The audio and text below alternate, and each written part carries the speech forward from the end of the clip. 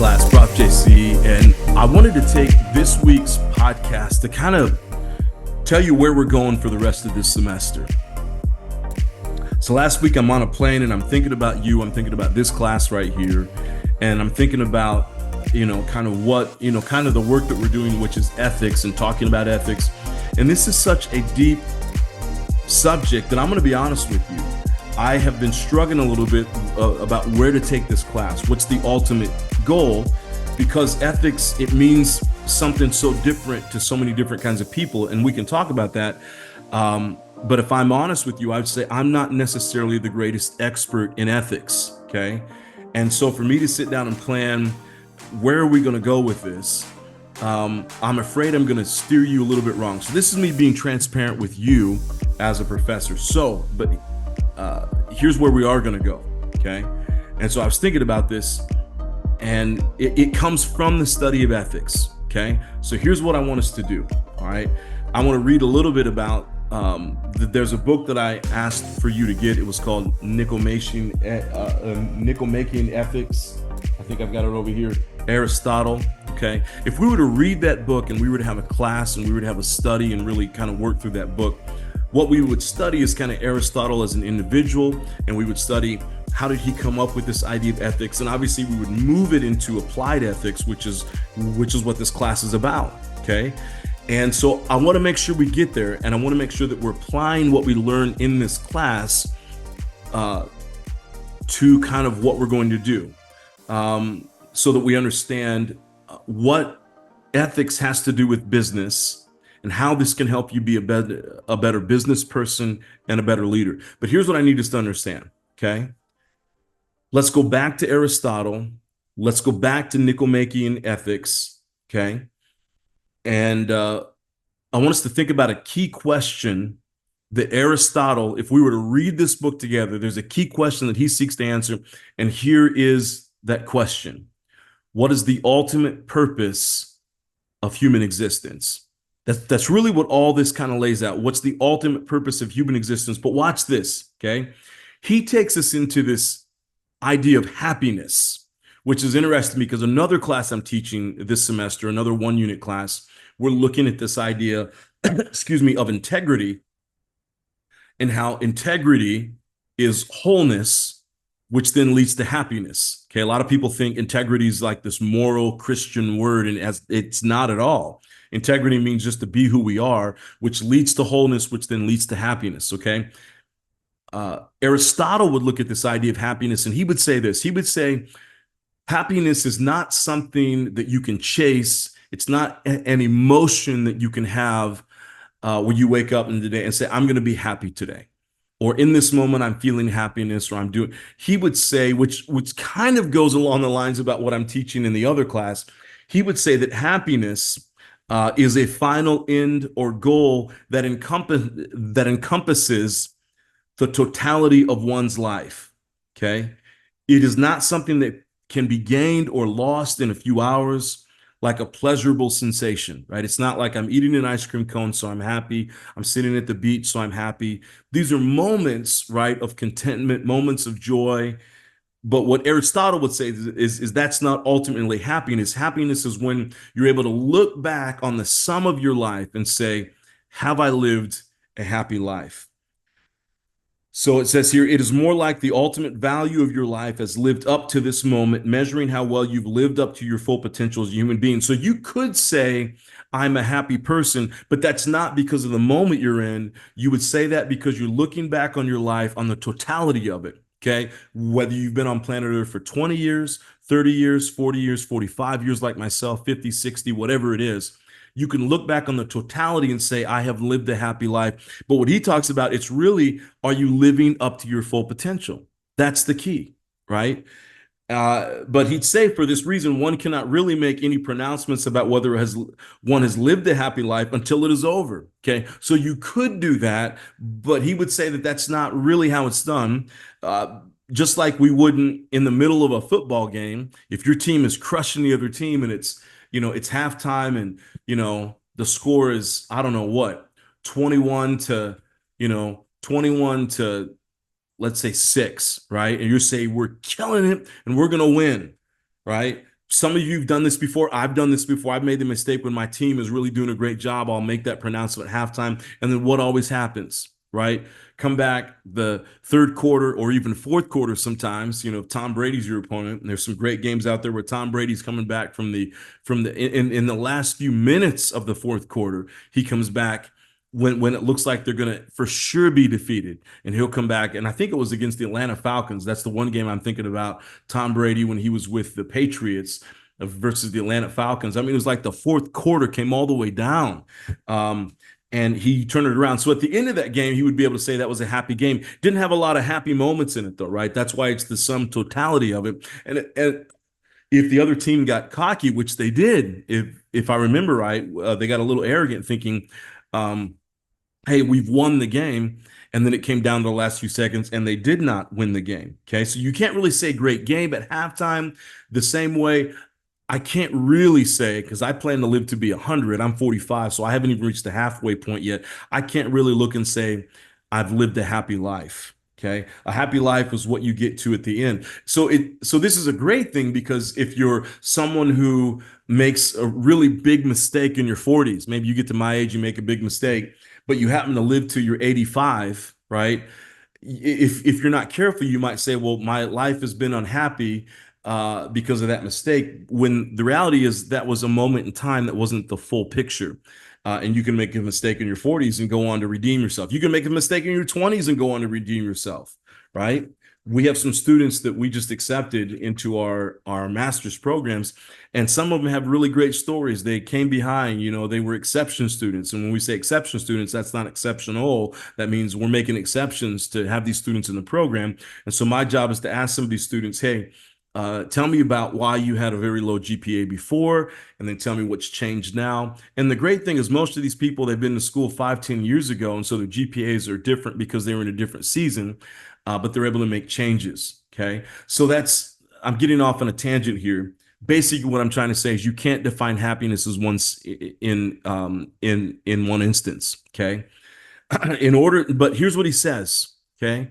Happiness and ethics. Okay, that's why all this matters together. You're wondering, where are you going, Prof. JC? I'm going to land the plane here in a second, and I'm going to tell you why all this is important. In order to achieve the life of complete virtue, we need to make right choices. So if the goal is at the end of our lives, and I think that's a much better way to live, is to say that I'm going to live moving towards the finish line, which could be 10 years, 20 years, 30, 40, 50 years down the road. For some of you, 67 years down the road, 80, 90, 100 for some of you. You might live to being well into your hundreds, some of you younger ones, right? What he's saying then is the goal of life is to make right choice. If you want to live a life of happiness, it's a life of virtue, which means you've made great choices. And this involves keeping our eye on the future, on the ultimate result we want for our lives as a whole. So the study of ethics, okay? Bringing back to what I was saying earlier, I don't feel comfortable with kind of the path that we were taking, because the study of ethics is really, at the end of my life, will I look back and say that I've had a good life? Okay. And if you can say that, then you have lived an ethical life. You've lived a happy life. You've lived a virtuous life. Okay. But how we do that, it's in the small decisions we make every single day that aren't necessarily legal choices. Okay, they're not necessarily legal decisions. There's a big difference between what's legal and what's ethical, right? That's the whole conversation of ethics. Ethics in business, that's that whole conversation. We have to have the conversation because there are certain things in business that we can do that are illegal and we cannot do them, but they can still be ethical. But the question we're asking, and I guess if we were to sum ethics up in this conversation here today, it's, are the choices I'm making today going to be so that I can say that I'm living a life of virtue, so that when I'm finally at the end of my life, I can look back and say I've lived a happy life, excuse me, because my life has been filled with good choices. So that is where we're going. Okay, that is what we're going to do. Okay, now the thing about this is, at times you're going to have to make really tough choices, and that's where ethics comes into play. So an ethical dilemma might be, right? Again, if the goal is at the end of your life, you've made great decisions, you've lived a virtuous life, so then you can say, I am happy, And you have to make decisions today that will ensure that. If you're looking, and let's say you own your own business, and let's say that you find over the last 3 years your profits have dropped, your revenues drop, which means the profits continue to drop. The economy's not getting better, and so you now you're at a place where you have to start laying people off. Okay, and maybe there's a couple choices around that. Maybe you can keep them, but it's going to be even less profit for you, or you've got to lower the salaries of everybody else. But let's just say it's less profit for you. Okay. Let's say everybody stays at the same salary, but the profits keep coming down. So you realize that instead of making $300,000 of profit that's in your pocket at the end of the year, well, next year, in order to keep everybody on, you've got to make $150,000. And then the next year you may have to make $100,000. So that means that you've cut your income from 300,000 all the way down to 150 or 100,000. You have to make the choice, the ethical choice. There's no legal choice to make in this, but the ethical decision that you'll make is one where you'll look at and you'll say, you know, at the end of my life, when I look back on this, will I be more happy if I made the choice to cut salary, okay, cut my profits all the way down from 300,000 to 150 or 100,000? Will I feel better about that, or will I feel better at the end of my life if I fire half the team and I keep my profits up and maybe even increase my own profits? Why? That way I can take care of my kids. I can take care of my grandkids. I can build that nest egg that I want to have. I can have that extra home that I wanted to have, that create more memories with my family. I can set up my kids for college funds and their own businesses down the road, right? So again, there's no legal decisions in this. And when it comes to ethics, there's no right or wrong decisions. You have to make up the decision at the end of your life. Where do you want to stand? This is the study of ethics. Okay. So everything we talk about from here on out, and it's the reason why I wanted to have this conversation and say, hey, I don't want to talk about ethics in terms of, because I haven't studied ethics. It's not my thing, but in my limited understanding of ethics, this is what it is. Okay. We live in a world where religion, and that's kind of what we looked at the other week, where we looked at one of the books, Being Good, and we'll still dive into that book, and we'll still dive into the other book. Okay. But I want everything that we do from here on out. The ethical dilemma is going to be, at the end of my life, will I be happy that I made this decision, right? Will I be able to say I lived a life of virtue, understanding that virtue is going to look differently for each and every one of us, okay? It goes back to that, that old, there's another ethical dilemma, and maybe we'll write about it in this one. If you have a kid, and let's say you have a child and it's your only child, okay, and your only child gets stuck on the train tracks, and the train tracks are coming, and the only way to protect, and the train is filled with 250 people, okay, and the only way to save your child is you've got to kill those 250 people. You've got to somehow rearrange the tracks, and that means that the train is going to go off the tracks and derail, and 250 people are going to be killed for your son. Or do you sacrifice your son for 250? There's no right or wrong answer, no matter what you think, okay? There's a right or wrong answer for you and for me, if it's your son or your daughter or my daughter, okay? But there's no right or wrong answer at the end of all that. But again, it goes back to, at the end of life, what will that person be able to say? I sacrificed my son or daughter for 250 people, and I believe that was a virtuous decision.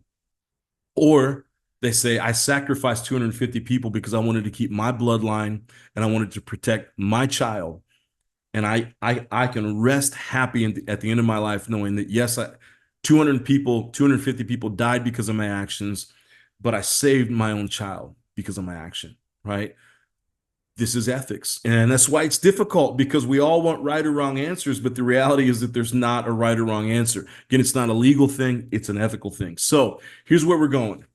For the rest of our semester, what we're going to look at, every other week, we're going to look at an ethical dilemma, and you're going to work on that, okay? And you're going to answer that to the best of your abilities. On the weeks that we do podcasts, we're going to dive into this idea of ethics, but I want to introduce mental models to you. And I am shocked at how many people, when I say mental models, don't know what mental models are, okay? And so what you're going to do at the end of this video is you're going to define what mental models are. Now, don't guess this. Look it up, research it. Okay. Now, in this one, I do want you to cite it, because I don't want you just going to ChatGPT and looking up what mental models are. That can be a starting place for you, but I want you to cite it because I want to make sure that you're getting your definitions from a good place. There will be different there will be different answers out there, but mental models are pretty much one thing. So I want you to define, number one, define what mental models are, and then number two, okay, I want you to answer the question, why are mental models important in the study of ethics? Okay. Now, based on those answers, we'll come back and we'll talk about this. The rest of our semester is going to be about mental models, number one, when we do the podcast, and I'll introduce some mental models, the ones that I think are the most important for you to have. Okay. And then on the off weeks, you'll apply those mental models, and you'll use those mental models to help solve ethical dilemmas. Okay. There's more I could say, but I won't, because I'll end up giving the definition away. And I don't want to do that, because I want you to search it out. I want you to figure out what mental models are. And then I want you to figure out what do mental models have to do with this idea of ethical studying. Okay. I keep putting my hand up, so that little hand comes up there in the corner. All right. So that's your assignment for this week. I'm very excited for where we're going to go. I got to tell you, I'm sitting on that plane and I'm thinking about all of this. And I was like, you know what? Now I'm really excited about this class. I'm excited because what we're going to talk about, if you can grasp mental models, and if you can choose mental models for your life, okay, some really good ones. And if you have a bank of great mental models, and we'll talk about how do you get those, and what are they, and what are some of the most important ones. If you can grasp these and have a really good bank of mental models for your life, at the end of your life, you will be able to say that you lived an ethical life. You will be able to say that you lived a happy life, because you've made great decisions that have helped you live a life of virtue. Okay. I hope that makes sense. I'm really excited about the next few weeks, where we're going to go. So thanks so much for listening, and I will see you in the next podcast. Take care.